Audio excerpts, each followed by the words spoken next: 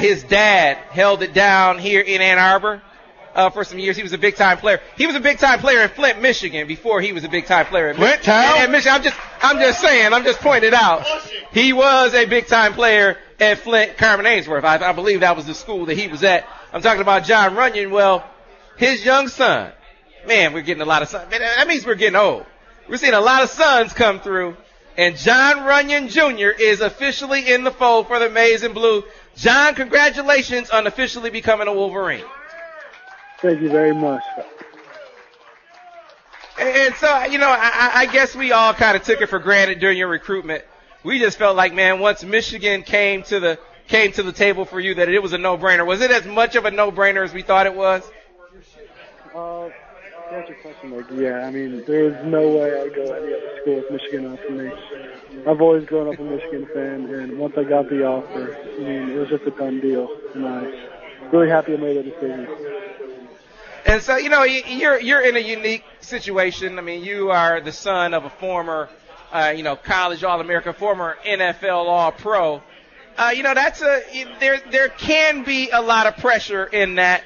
But for a lot of kids, it's an opportunity. How was it for you growing up with a famous dad or a famous athlete for a dad? I mean, it's kind of hard because people are always trying to compare you to your father, and sometimes that can be a little unfair. But I think I did a good job of representing myself and showing people what I have, and I was able to earn a scholarship to University of Michigan. And I think with that, I mean, I just proved to everybody that it's just not just a name, it's who I am, and I'm proud of what I did. Absolutely. Definitely on the merits, got it done. Now, as that dad-son dynamic, there are a lot of circumstances and situations where you have a dad who did it on a high level and a son who's coming up, and they kind of separate. They kind of, there's a coaching side and then there's a dad side. And then there are some dads that just stay away from the coaching altogether. What was your dad's approach? Did he coach you at all, or did he just leave that to your coaches? How did that work for you?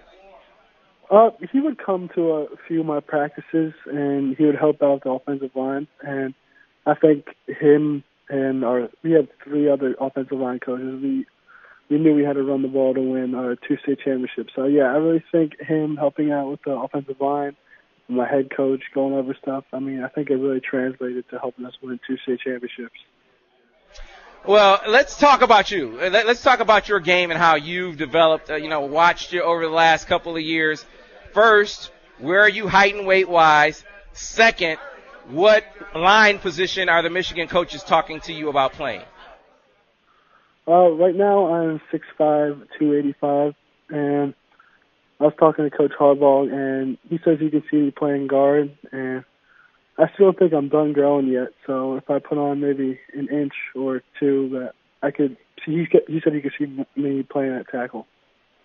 Gotcha. So describe your game. I ask all the kids this. If you were breaking yourself down, analyzing your own film, kind of break down Jon Runyan Jr. Give us a scouting report. I think that you'd say that he has a really good technique, and he comes off the ball fast, and he's always looking to get second level, try to knock somebody on the butt, and doesn't give up any sacks. Yeah, it is. It goes without saying when Jim Harbaugh steps into the fold, it took the excitement level of the Michigan fan base into the stratosphere. What was your reaction? Obviously, I know you committed to the other coaches. You were sad to see them go, but when you heard it was Jim Harbaugh, how did you react to that? Yeah, I was really close to the other coaches, and I loved them.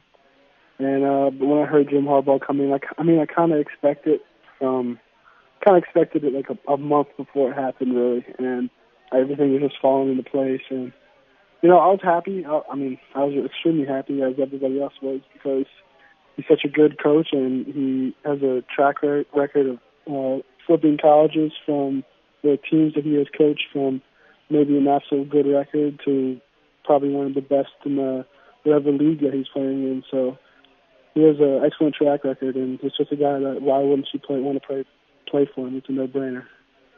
All right, Jon, this is one of those pitches right down the center of the plate.